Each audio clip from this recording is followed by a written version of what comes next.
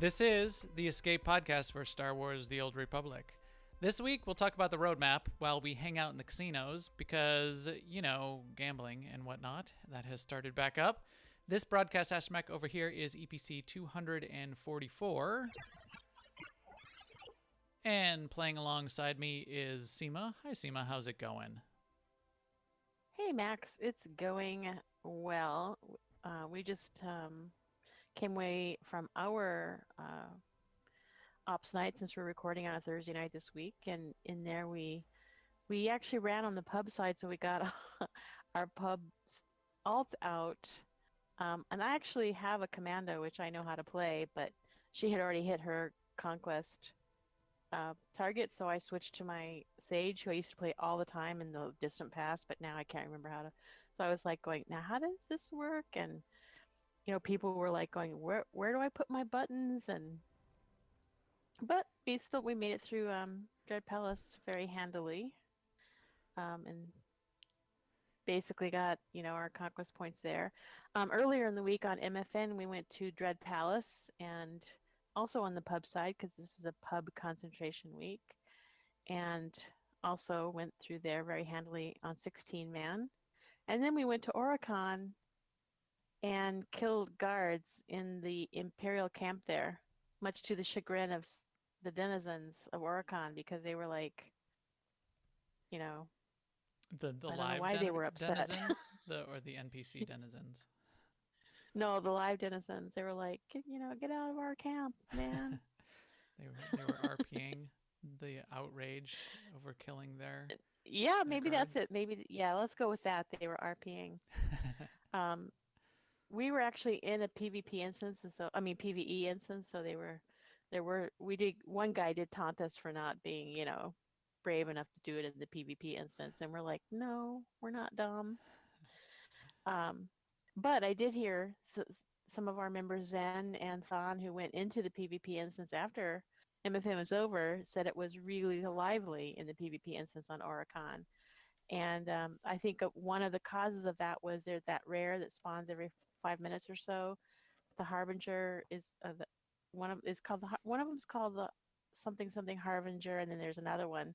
But I guess people hanging around to kill that were doing it on the PvP instance for some reason. It was just like mayhem on Oricon. Mayhem, pandemonium, mass hysteria, and whatnot. All the Yes.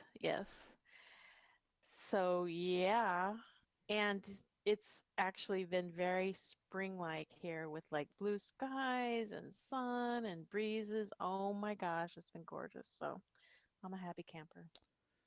How about you, Max? Well, that sounds awesome. It has been rainy and 50, and then today it was 85 degrees, with the sun beating down on me while I was trying to mow the lawn.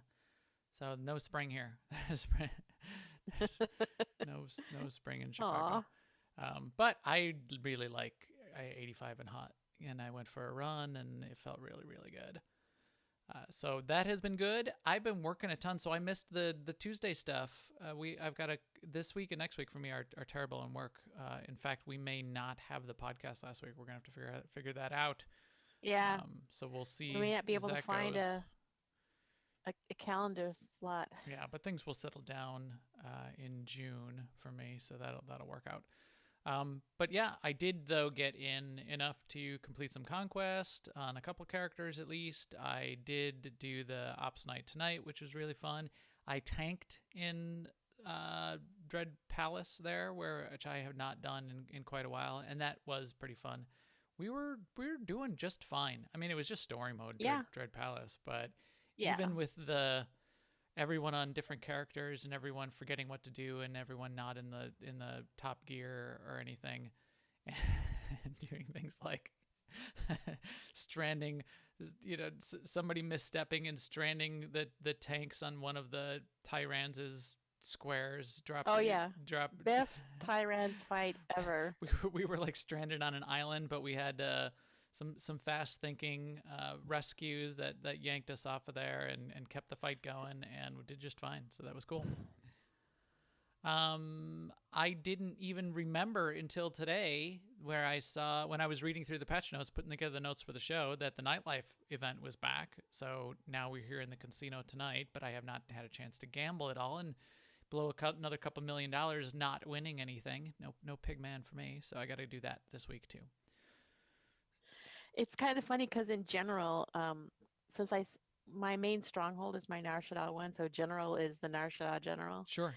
And I hear people saying, should I go play this game or should I continue with this terrible, terrible event that I can't stop doing? I'm like, yeah, that matches. Yes. Well, Big Fat Streaker just ran by. Did we find out that was somebody? Did somebody say that was somebody we know? Did you see Big Fat Streaker just streak us again? This stuff is hilarious. I missed it. Yes, he just streaked by on the podcast. If you are not watching the video stream, I highly recommend it. You will miss out on things like Big Fat Streaker just running by. Yes, so that is what I've been doing, but there is a little bit of a news for us to talk about. In fact, there's quite a bit of news, and that's what we're going to spend the podcast doing this week. Now, an Imperial News Network report. And the podcast this week is brought to you by Portillo's Hot Dogs and Italian Beef in Chicago, apparently, because I have the cup still here. This was good for dinner. It is brought to you by them because if I did not go there and eat dinner, I would not be doing the podcast. Eric is back in town. First up in the news. That's awesome. And he has been spending time putting news out on the forums, answering questions. There he goes. Answering questions, responding to things that people are putting in the forums in response to either bugs that are working or not working. So we'll go through a couple of those. First up, 5.9.1. The 5.9.1 update did go in. Right, so this was the big update that came this week. It included a few different things like the double rewards. It started back up the nightlife event. It also included lots and lots of bug fixes. That seemed to be the main bulk of the patch. What's the name of this 5.9.1? I think it's in the roadmap notes. Oh, Solo. It's something solo. It's supposed to be dovetailing with the release of the Han Solo movie, and it's really not. It is only in the weakest alignment, in my view, of what it could possibly be. Because I guess because it's a casino and Han Solo is a smuggler and likes casinos. But so that's that. We did get a fix though to a few relatively bad bugs that were in the game up to this point, including Chapter XI of the Stories of Coffee Kotet was broken, and you could not progress past Chapter XI if you had under certain conditions. They fixed that, so everyone should be able to progress that story if you were in that state. Whether I think it was dismissing Koth or not dismissing Koth got you in some weird state. That should work now. And the other big one that was sort of on the down low and not everybody knew about it was there was the ability to bring 16 people into 8-man Gods from the Machine, which doing that was allowing groups to overpower the veteran mode Gods from the Machine and get it done when they really shouldn't have been. I have not heard about any action being taken about people that used that route to get the achievement that they should not have been able to get, but that was happening apparently. It wasn't very widespread, I don't think. And as I said, I did hear about it, but not a lot of other people did. And it is certainly now fixed. So there's that. The other thing was that the double rewards did not start right away when the patch dropped, and they had to actually restart servers on Wednesday morning to get that going. They are not able to extend for a day to make up for that, but they say they'll do the next event sooner. Yes. Yeah. So that's nice. We lost a day. It would have been really hard for them to fix it, apparently. I guess I don't really mind that we lost a day, but also I couldn't play that day anyway. So yeah. Also, another little weird bug, the contraband slot machines started kicking out golden certificates, which they should not have been. So those are the deco machines that you're able to put in your stronghold. I have a couple of them. They are pretty cool, although they don't give very much of a reward anymore these days. When they first came in the game, they gave basically game breaking rewards. They nerfed that to the ground. And for some reason, due to whatever updates that they had in progress, they started kicking out golden certificates instead of the cartel market rep certificates that they were supposed to be kicking out in the other, or that, or the other kind of currency certificate for the cartel bazaar. Anyway, they already fixed it and returned it to its normal state. So there you go. And a couple of the newer armor sets will end up as direct sales items, so that's kind of a cool trend. I think people want to see more of that, and they're doing more of it. Right, so that does seem like a trend. So what seems to be the case is people jumped in the forums and said, these things are awesome, but they're only in the packs. That's making me angry. Why do you make me so angry? And the response very quickly was, yeah, in the near future, we're going to make those direct sale items. They had that. It's not a bad balance. Like, Right. if you want it now, like you want to make the big, take the big risks for the big reward, like if you're going to sell them or whatever, then go after them in the pack. But if you can wait, then they'll go on direct sale eventually. Right. So what that seems like to me is their experiment of doing the direct sale must have been a success in what they were hoping to see out of it or get out of it. So, yeah, they'll keep doing it. That sounds like it'll be great. And then also up in the news, which the chat room reminded me of right before the show started, was there has been an announcement, Star Wars related, that Star Wars Celebration 2019 will be in April, and it will be in Chicago, where we have awesome food like Portillo's, Italian beef, and hot dogs. Although I did not have Italian beef tonight. I had a chopped salad, which is really good at Portillo's. Anyway. Oh, that sounds so good. Star Wars Celebration in Chicago. I live in Chicago. I am certainly going to do some kind of meetup at a minimum for anybody that's going to be in town. We'll figure something out. I'm pretty excited. I'm going to have to find whatever I need to do to get into the event or be adjacent to the event or hang out outside and harass people as they're going in. That sounds great to me. There's very rarely that you get these really cool kind of events in Chicago for whatever reason. It's really sort of like centrally located in the United States, but we don't get those things in Chicago very much. So glad that it's happening and look forward to a SWTOR Escape podcast AIE meetup in April around Star Wars Celebration. Yay. Yeah, that sounds awesome. In guild and community news, boy, Conquest continues to be a rallying point from our guild. We have awesome people that have been like BC that we talked about with the spreadsheets and Zen, who's been taking the lead, especially on the Republic side, and we're in a Republic week this week. We continue to exceed our goals in what we're trying to do around Conquest for our guild. So this is a Republic week, and on the Republic side, today is Thursday, and we already blew past our medium-sized planet goal for the week, and I'm really pleased. It's been really fun. The guild sort of rallies together.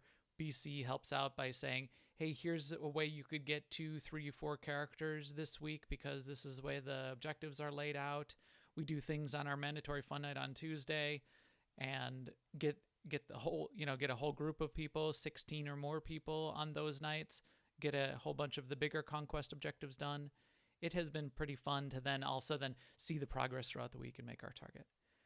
I am curious if everyone else is having the same experience. Is this a thing that your guild is rallying around? If anyone wants to shoot me a note, and if it's not Conquest, are there other things? What does your guild rally around? I know there were guilds out there that are just Conquest focused. There are other guilds, I'm sure, that are PvP focused. There are other guilds. There's probably a GSF guild out there that they're a fleet squadron and they fly their ships every week. So I'd be curious to hear those kinds of things. Tell me what your guild is focused on, if there's sort of like a central rallying point lately, or if it's sort of a little bit of everything. That's cool too. What about our guild this week and next week with Conquest, Sema? Well, as I mentioned earlier, this week we're focusing on pub side. We did make our guild target already, as Max mentioned, but if you're in the guild and you want to jump in and get your share of those sweet, sweet mats, there's plenty of time to get your personal target, and it's really easy this week because of the way it's put together. Next week, we'll be on the imp side again, so 529 MFN will be on the imp side. Excellent. Excellent. Sounds good. And thank you to the chat room. As I said, we already got some good tips in there. I think the actual comment in the chat room was, are you going to announce the meetup at your house, Max, for Star Wars Celebration? I don't know if that's really the case, but some kind of meetup. We'll see how that goes. We can maybe we can do a live taping of the podcast with a live studio audience of some kind. That would be pretty hilarious. Chat room, I will say hi to you after the show. Thank you for coming out and helping us out and supporting us like that. And now we will move on to, while we're hanging out here in the casino, into a game-changing discussion about the latest roadmap. Game changer. Game changer for The industry. You know what? As this podcast kicked off, I did not tweet out the podcast, which I'll do here while we're talking. But the chat room helped us come up with a very clever title for the podcast. Though the title makes it sound like maybe we don't like the roadmap. So the title this week is SWTOR Escape Podcast 244, Mad Max and Sema Fury Roadmap. So it is not, I am not furious, though. This is, It's just that, we recognize a cool reference when we see one. Yeah, for one. But I think we're going to go through it in detail because there's enough meat here in what we see in the roadmap that we want to certainly talk about it in a little bit more. And trying to either run a flashpoint or go through the story tonight while talking about that would be sort of difficult because I want to dig into some of this in detail. So let's go through it at a high level. Let's hit the high points, and then we'll go through a little bit more of our analysis. Top of the roadmap. Oh. What? I got a very important tweet. Oh, did you? Really? Oh, yeah. I wonder who that was from. Probably somebody very important. So top of the roadmap. Here, let me bring it up here. It was, it showed up on their blog. It has pictures in it. It's a little bit more of a, a nicer roadmappy kind of thing than just a patch notes thing in the forums. So we had that. So that was nice. So if you look at it here, summer roadmap, they've got this. What is this a picture of? What is that thing? Is that the Nathema That's those statue? things that are on Nathema. Okay, so it's one of the Nathema statues. But at the top, I sort of noticed here, this roadmap coincides with my first full year as the lead producer for Star Wars: The Old Republic. So one year anniversary for Keith. Grats Keith. I've been glad to have you. I think we're all glad that you're here and continuing to give us things like this roadmap. Yes, there was a little bit of a delay in getting us the roadmaps here, the last two that have come out, and we always want more, but yeah, happy anniversary to Keith. Time does pass, man. If he hadn't mentioned that, I don't think I would have realized he'd been in this job for a year, but it really went by quickly. Yeah, I agree. Time always seems both long and short to me. It seems like it was only yesterday that it was Keith, but it seems like a million years have passed also in terms of all the things that have been going on and all of the stuff that has happened. Then he breaks down the roadmap into a few different areas. They talk about, they a couple bullet points on here's what's come so far this year, and then breaking it down into the objective of what they're trying to continue to do. And they said, we're continuing to try to provide, and in fact, he said, continue to be providing fun, story-driven gameplay with a variety of multiplayer Star Wars battles while making quality of life improvements. Now, that's pretty much saying everything. Now that I read that again. So at first it sounded like story-driven gameplay, but when you say a variety of multiplayer Star Wars battles, and then you read the roadmap and realize that like the bulk of this roadmap for especially the middle part of this calendar year is all about PvP and not about story, I think that sentence is pretty much saying we will continue to be providing everything and some of everything and continue to provide everything. But regardless, they do then break it down, and Keith breaks it down into quality of life, the 5.9.1 update, which we saw, and then the PvP stuff in detail, and that's the bulk of what we saw, and then just a little smidge of what's coming in the this fall beyond September range. So let's jump into each of those areas. Let's start with quality of life, Sema, and talk about what we see in there, what he said, and if you've got anything in there that you're sort of extra excited about in terms of quality of life. Right. Well, I mean, I'll skip right to the last one. Management tools for guilds and related features. I'm not sure what that means, but anything that would make that tool smoother, I'm all for. Yeah, related competitive features. So Guild Conquest is one of those, but it is interesting to try to figure out what else they're going to be adding in there. Guild management tools or management tools in general. I don't have a lot of issues with management of our guild. The way I read that related competitive features wasn't how guilds compete with each other, but how they will have tools that are competitive to how guild tools are in other games. Oh, yeah. Which is probably wrong. Yeah, I don't know. Because the next sentence says this includes the guild conquest system we rolled out, blah blah blah, and we'll continue to refine and improve them for guilds of all sizes. Yeah, you're right. So if they build on top of that, and we have PvP guild ship to guild ship combat, and we all get to man like command stations and weapon stations as a guild, and put 16 players controlling our guild ship and fly them against each other. I'll claim right now that that's probably coming. I have issues with how the guild stuff works.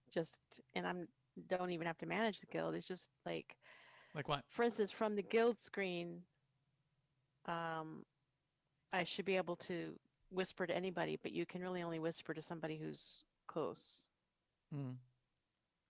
And I'd like it to be easier to invite people that aren't close too, and not have, instead of having to do the whole, have them say something and then repeat it and backspace to get out the reply, and then type in the G invite or whatever so that you can get their special characters. And yeah, true. There are just a lot of little like little, it's almost bug fixes that they could be adding in here. Well, I think it's like interface things that I kind of struggle with philosophically in not only just the guild tools, but Yeah, I agree. True. Yeah. Like when they say quality of life improvements to me, I think, well, they're going to fix the sort and the GTN and right stuff like that. Or when I have the guild window open and I'm typing something in the chat window, and someone else logs on or logs off in the guild window, and it loses focus out of the chat window and goes back to the main interface guild window. Yes. And then while I'm typing, then every other possible window, that has a keybind just pops open. Yeah. like that. I hate that. If they could fix that alone, I will buy that update. So there's that. Yeah. I'll pay twice what I pay for most updates. No.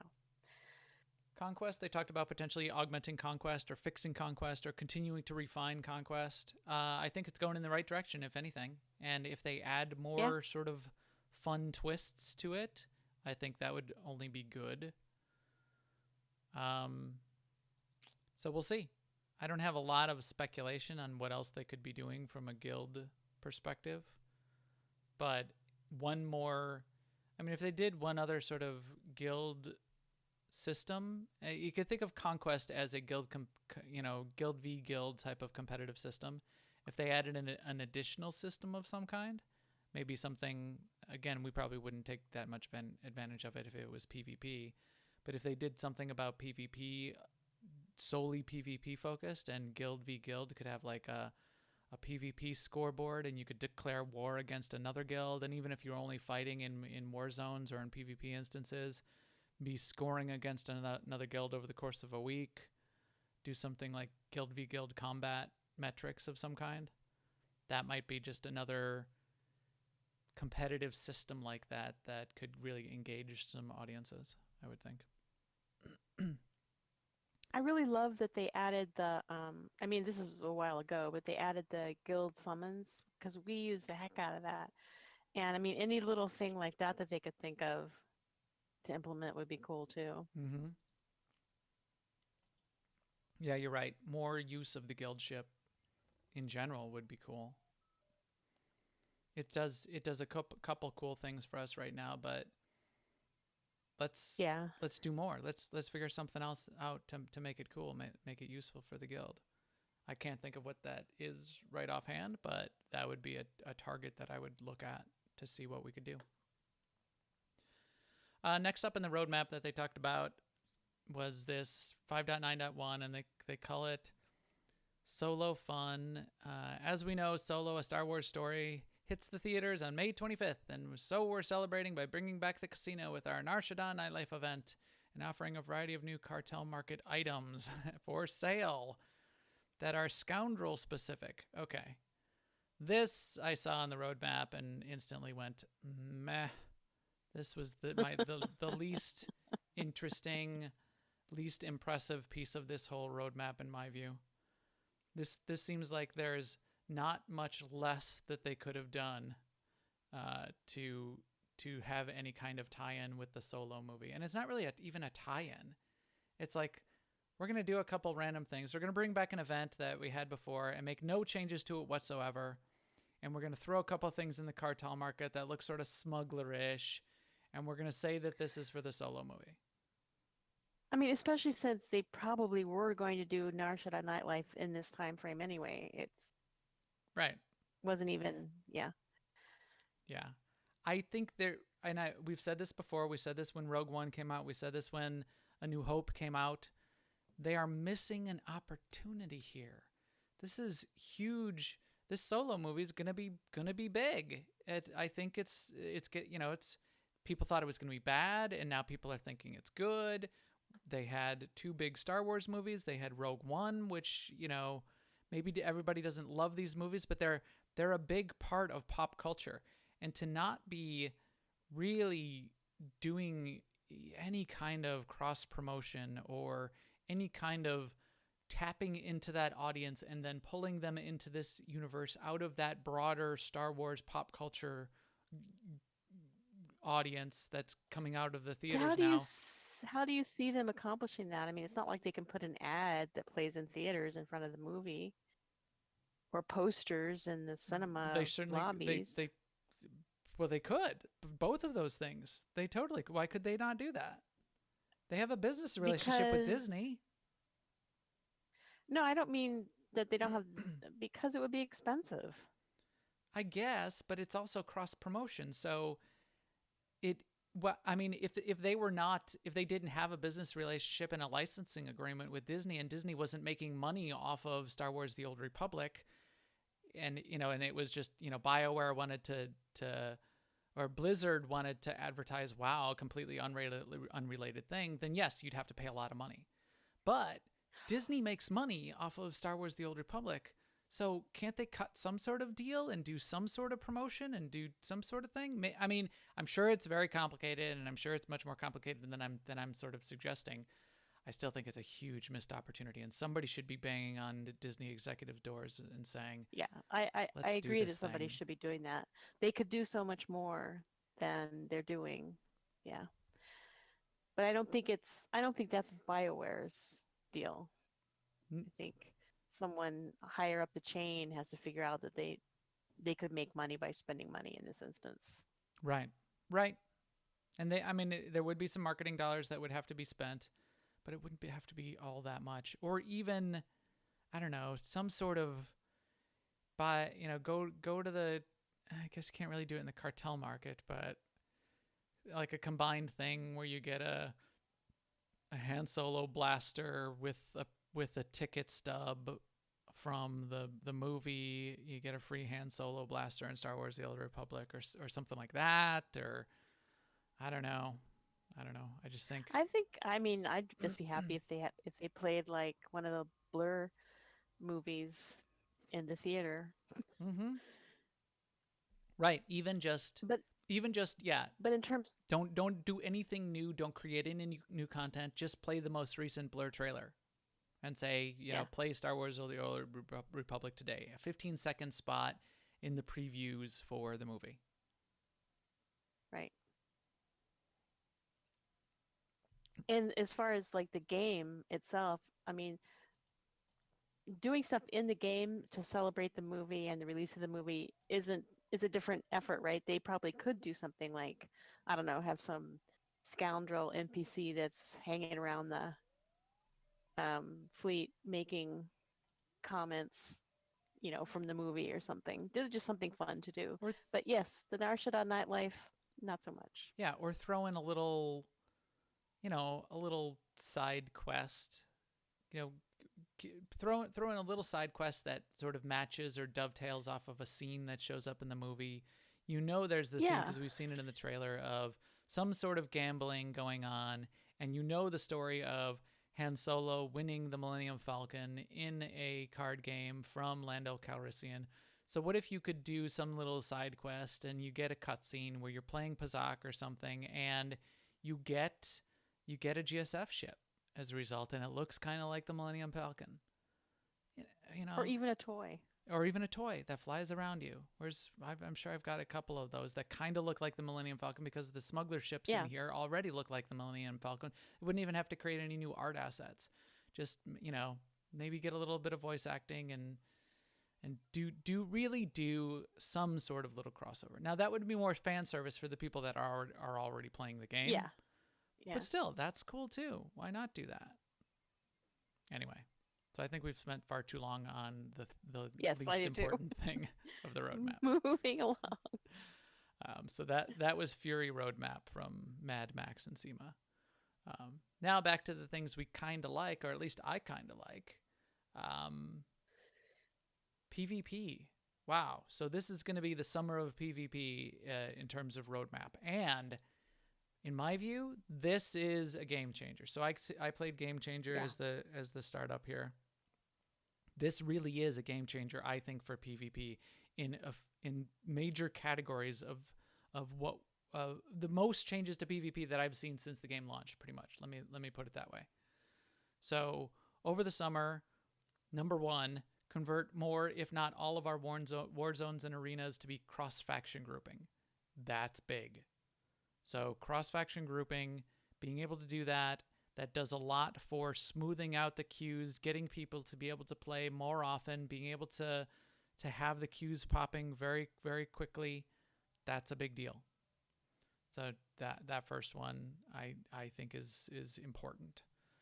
The next one, adding a new arena set in a compound you've never seen before. Okay, new arena.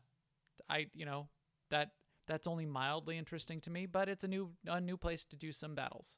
Especially for ranked PvP, when all you do in ranked PvP is you're fighting in those arenas, having a little bit more variety, that's sort of nice. Developing a new hut ball. So we've got 2 hut ball arenas in the game already. Adding a new one, I think this is a big deal. I really like hut ball as a concept. I think it's a really unique gameplay element. It's a unique PvP style that hasn't really shown up in many other games in sort of the same way. It came to Star Wars. It was a really Star Wars kind of thing, and I think it was well executed and well implemented. I like both of the hutball maps. I like the concept, and a really well played hutball game is a hutball match and not just a go kill a whole bunch of people. A poorly played or a mediocre hutball game is just go around and kill a bunch of people, and maybe somebody who knows what they're doing scores with the ball. If you have ever seen like 2 ranked teams, when people used to stack ranked and like get eight of their guild on one side, do a coordinated hutball match where they put people on all 3 levels, and they're all running in parallel and passing the ball back and forth from bottom to mid to top, back to bottom, back to mid, back to top. And all the other team is then just like scrambling around in a daze, and the winning team scores 6 times. It's really impressive. It's a thing, and that's how you win that. You don't have to kill a single person to win Hutball. That's pretty cool. So let me pause there, Sema, because now I just I think I'm spitting on my microphone. I'm so excited. I like Hutball. Now I'm sure you've played some. You probably played Hutball a handful of times. I know. I mean, you've been big time Yeah. PvPer in the past, but not so much lately. Right. What do you think? Yeah, PvP is sort of in my past. Um, I I like the fact that PvP is getting attention in general.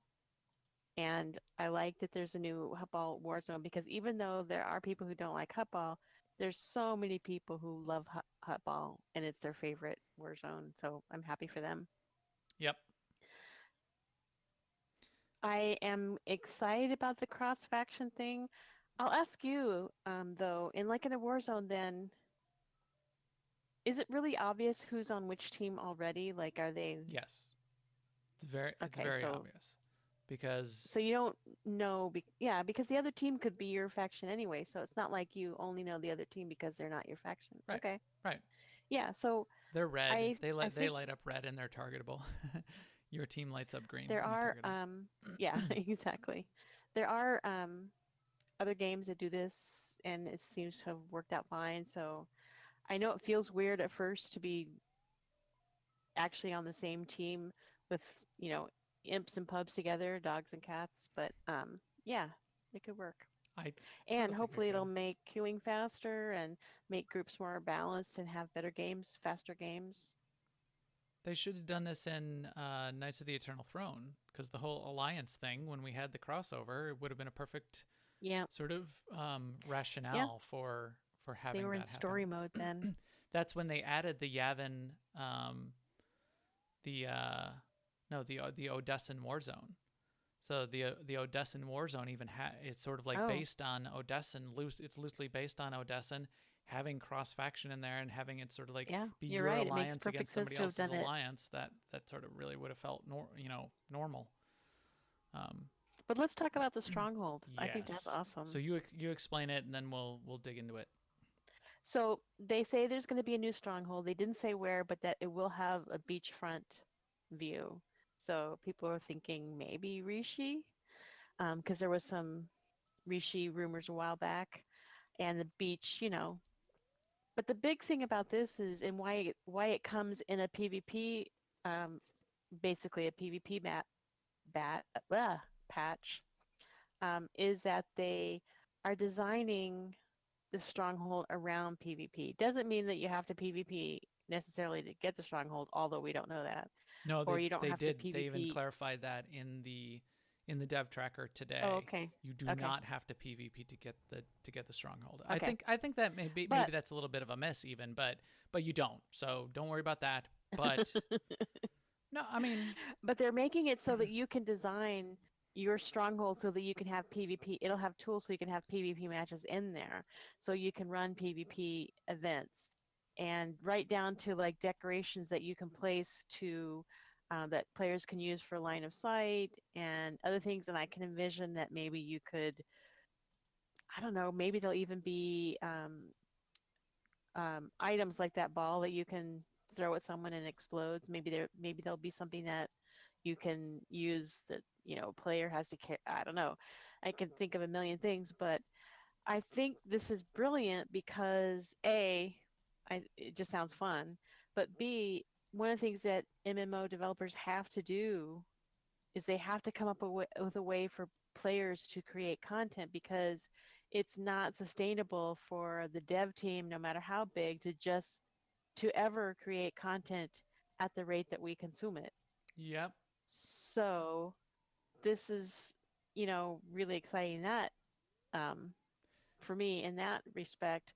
And I also think that I don't have any inside knowledge or anything, but what if this is like just the first tool like that? What if now the next stronghold comes with tools for people who want to do dance parties with DJ tools and something like the people who do now on in cantinas and stuff. Right. I mean the role Or players, the ERP. or yes, or straight role players that want to do, I don't know, maybe there'll be like a stage, or maybe there'd be like, if in this speech bubbles or something that our peers want. And yeah. You're absolutely right. So we've talked about this before. It's come up in sort of our wish lists, which is ways for players to be able to create their own content. Some games, A gambling one a with gambling one. Pizzot tables. So if you can now, I think this is only sort of a small step in that direction, but it's a real step. Yeah. It's a real thing.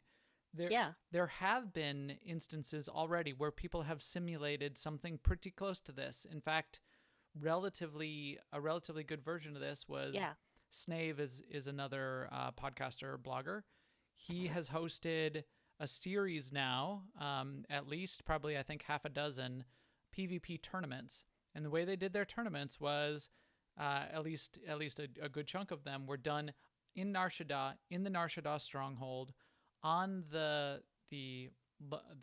starship pad, which is that round pad outside the landing area of Nar Shaddaa. And there are already in game a couple decorations which you can use to break line of sight. Mm-hmm. That's something you need in a good war zone. You need to be able to like hide and go around things and break line of sight. Being on that little pad, that starship pad, is also around pads surrounded by open space. It was a perfect area for them to sort of set up this little arena. They did that. They ran these PvP tournaments. It worked out really well. The spectators were all up top. It was only a half step in doing that. Having a whole stronghold based on that and making it so more of the decorations can be used as things you can jump on and stand on, things you can hide behind. I think it's brilliant. I think to really make it into player-driven content, I don't know if they're going to be able to take this step, but I would add an extension to the stronghold listings where you can go to you go on the fleet or you go on the Nar Shaddaa, and there's that panel of here's all the stronghold listings, and they're all sort of ranked by prestige. I think they should have in the combat section in the PvP area on the fleet a listing of the top, I don't know how they're going to score what the top are, the top rated PvP strongholds that people have created. For one, I think they should do that. The second thing I thought they should do, the idea I had around here, and this is free consulting for BioWare here, I think they should add a series of achievements, which is how many how many duels have been fought in your stronghold. It's a little thing, be very easy to add, but it's sort of incentive for you to set that up and tell people to come in and host events and that kind of thing. And if you host 1,000 duels in your stronghold, then you get some really cool decoration that you can add in, or something like that. I think that's yes, chat room. ERP stands for electronic role players. Chat room is also saying that they did say it would be Rishi. I thought they. Oh, they did confirm that it would be but... Rishi? I did not. Yeah. On a stream, they said. Did they? Well, secondhand. On a stream, they said. If it's Rishi, is it going to be covered in garbage? Rishi's not covered in garbage. You're covered in garbage. I like Rishi. I really like Rishi. It's covered in pirates. Arr. Hopefully they'll add in Some more of them pirate play decorations. golf. So, PvP Stronghold, great idea. Player created content, brilliant idea. If this is just the start of that, and they can think of more ways to do that in this game. Yes, I hope they have watched those matches that Snave ran, or maybe even talked to him. So they know some of the bugaboos that they need to design away. They should do that. That's a good idea. If I were king of the development, I would do that. So, a couple other last things in the PvP section. End of season 9, great. So they'll end the season, they'll start a new season. That's all good. Then they hit on a couple things which were investigating ways of improving the experience in all existing war zones, taking an in-depth look at how those war zones and arenas play out, getting rid of things like the ways for cheaters and exploiters to break the war zones. They have a bullet point on that. I think that's pretty interesting. We'll have to see what they're going to do about that and how that's going to shake out. And then taking an in-depth look at unranked PvP matchmaking and seeing if you can find a way to make that work out better. That would be cool. I personally don't see that much of a problem with unranked PvP matchmaking, but you do get into some of those situations where all of the good players are on one team and all of the players new to PvP are on another team, and it's really seems unbalanced, even though everyone might have the same gear score. I don't know how they're going to figure out how to matchmake better if it's not based on gear score, but we'll see. Maybe just faster too. And faster matchmaking. Yeah. Being better at making those queues work, and the cross faction right away I think is going to be a piece of that. But yeah, that would be good. I'm looking forward. This is a bad thing for me to say, but I'm kind of looking forward to what kind of wild bugs come out of the cross faction. Yes. So unintended consequences. I think that's a good question. Yeah. The one last bullet in PvP, I think there's a whole discussion we can have about unintended consequences, which is we're also exploring giving unranked players more queue control over which war zones and arenas they want to play.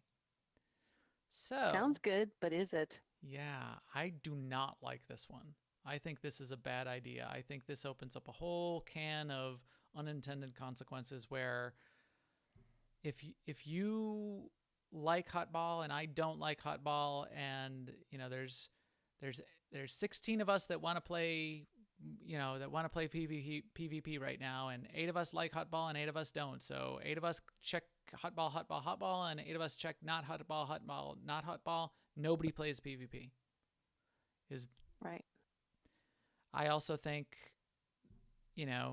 although people say, I had a bad night, I got three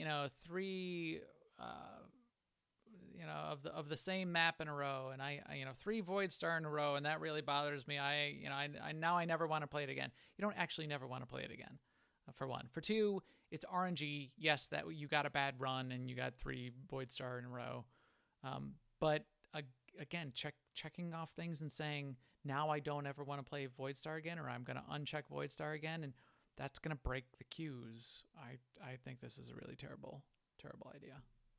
Just me personally. They're exploring giving unranked players more queue control. So maybe they're thinking of like a weighting system, weighting, like weighting things with different weights.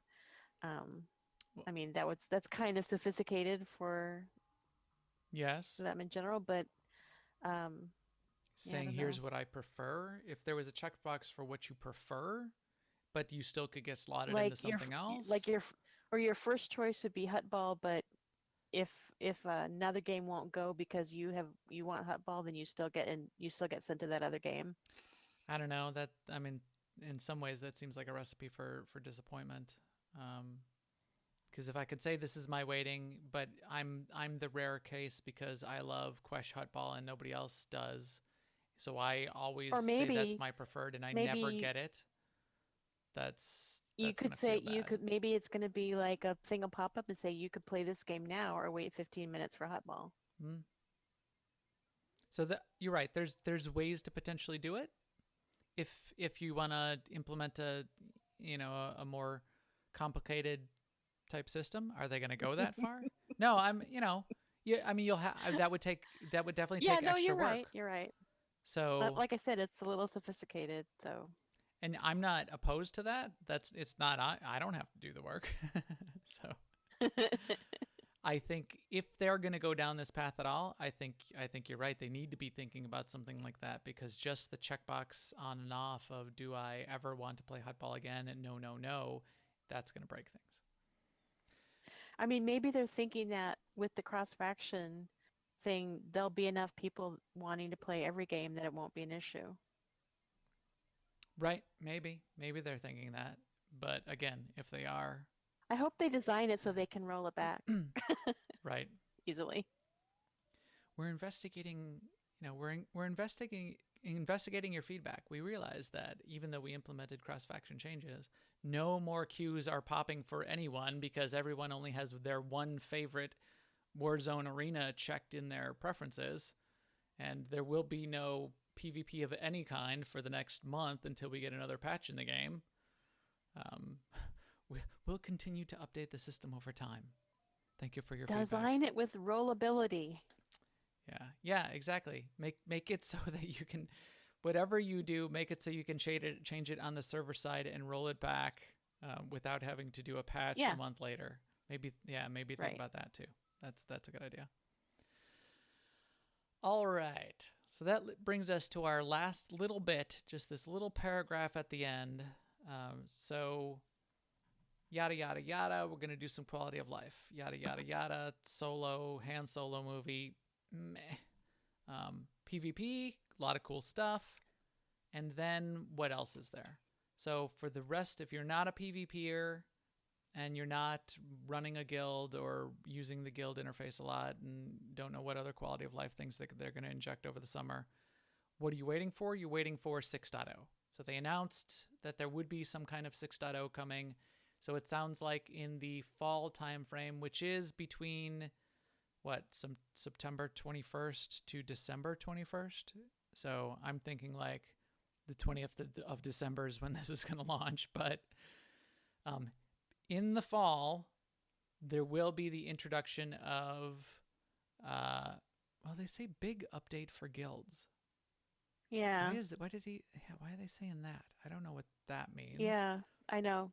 They say very cool companions returning. We know exactly what companions have returned and which haven't. I think all of the coolest companions have already returned. I don't know what they're talking about there. And then we will introduce a completely new storyline that will kick off a new set of challenges and adventures that will continue into the new year. Okay. So what that sounds like to me and what the speculation is this going to be either the intro to 6.0 or is this 6.0 and it's going to launch, say end of November, beginning of December, 6.0 launches, but it's going to be, again, sort of chapter based or a sort of an extended release cycle. I bet that it may be, and it may end up like that. So I'm expecting that the story is going to kick off, and either it's going to be 6.0 that kicks off in November, December timeframe, or 5.11 or 5.12 or whatever it is by that point, which is just the thing right before 6.0, and then in January or February there would be the 6.0, the full next sort of chapter going. But I bet, based on what we've seen the last couple of years, for it to sort of be that extended release cycle and not just a big update. What's your bet, Sema? Oh, I totally think it's going to be a 5 dot something, because to lead the sentence with return of some very cool companions to me says that's iterative content. Mm-hmm. And then introduce a completely new storyline could be, I can totally read that as something small but interesting. It doesn't have to be like, they didn't say launch it, the new storyline will kick off. They said introducing the new storyline. So maybe we'll get exposure to new characters, or something will happen and we'll get a taste of who the new antagonist is. Yeah. Or I'm not saying that there wouldn't be any quests or any missions. There might be. Yeah. So I totally think it's that, and then 6.0 is after that. I don't know if it'll be all the way to January or February, but I hope not, because that's a long time to not yeah, get I hope not the too. PvE I hope not content, too. which Yeah. is really what we rely on as a guild, is really PvE content. We want operations. Matt Pusevich, And I wish they would get working.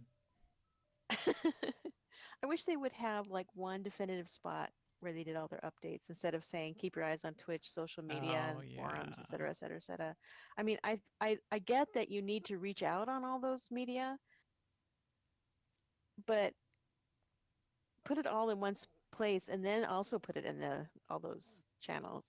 I mean, I hate that some things got announced on Instagram. It's like, no, Yes. I don't watch Instagram. You're absolutely right. They need to either pick the first among equals and then rebroadcast on all the channels, or at least make them all equal.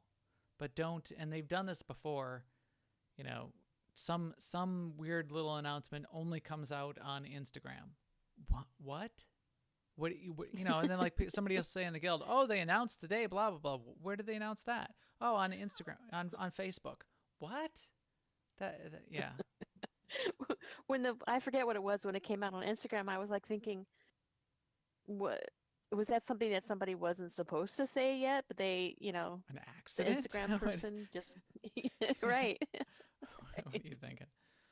That did remind me, though, something I skipped over when we were talking about the community. If they're going to release things on Twitter, Sema, so everybody, so chat room and listeners to the podcast, I'm on my PC earlier this week, and Sema IMs me in Discord, and she goes, hey, did you see the thing on Twitter? Read the comments. They're so nice. And she was really excited. Yeah, I didn't know if she was funny. being sarcastic or what, but No, I wasn't. so explain that. I wasn't because they tweeted out that the roadmap was there, right? And then the whole first page of Twitter, at least on my screen, was people saying, "Oh, so glad to see this. Oh, the stronghold looks cool," and blah blah blah blah blah blah blah blah blah blah. And it was comment after comment after comment that was positive before the first one saying, well, thanks for nothing, Right. or whatever. Right. The first negative comment was. No, you're right. And it's like, I don't know if I notice it because when you watch a stream, the people in chat on the streams are always not very positive. If you read the forums, people are not very positive. And I kind of feel like maybe there's this huge like world of people out there that we don't see because they're not in the forums.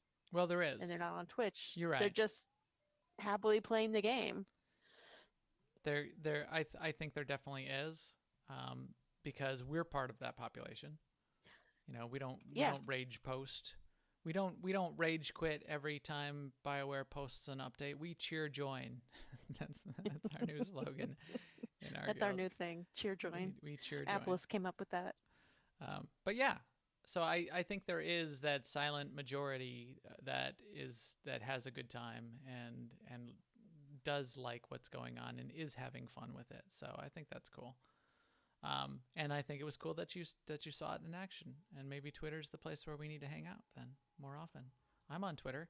You can follow me at Max the Gray and at AIESEMA. So speaking of that, where you can follow us and this wrap up, I think we have sort of gone through this quite a bit. I have been here in the casino the whole time, clicking on some slot machines, getting a big bag of Jack Squat, which is what I get every every time the nightlife comes along. I don't get any Rancors. I do not get any Pigmen. So I will. I noticed that they updated too the chat. Like when you spend a casino chip, it tells you item removed. Yes, because, which I think is weird, the chips are no longer items in your inventory. That's why they do it. It is now a currency item, so you wouldn't know that it got depleted. Well, I mean, you would still know if they didn't say item removed. I mean, I just think I noticed too with Conquest, it used, well, you can argue with me, maybe I'm wrong, but it used to be that when you made a Conquest objective, you would get the toast, but it wouldn't tell you how many Conquest points in the chat scroll, and now it does. And for me, that started fairly recently, and I don't know, I like stuff like that. Yeah, in fact, I was wishing they would put it in chat because you get XP in chat and CXP in chat, and not the Conquest stuff, and now it's in chat, and I'm like, this is a nice little change. Thank you. I do like that. I don't think I need to see any time. Yeah, I don't know why I need to see the item removed message every time I click, every time I spend a chip. Right. It's helping me right now because I have my sounds turned completely off, and I can see that it's actually happening. That you're actually clicking on a thing. So in Uh. this time, I've gotten 3 Kingpin Casino chips out of my green chips. I think I'm spending my last one right now. We'll see if item removed. Am I out of them? I have one. I think I Oh have my one God, left. you guys and your pigmen. I hate you. Haha, and now another pig man. Yes. What do I have? And Sir Galahad got it from only 100 chips. One last Kingpin chip. Spend a chip, get a chip. Spend a chip, get a chip.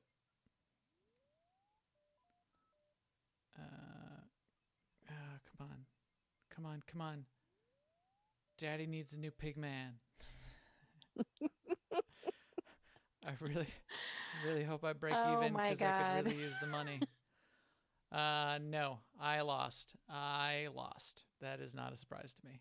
I've spent millions, literally millions of credits and gotten a big bag of nothing. So, I can get at least 2 of like all of the armor and weapons and all of that because I get a whole bunch of those certificates because I'm spending millions of credits, but nothing else. So there you go.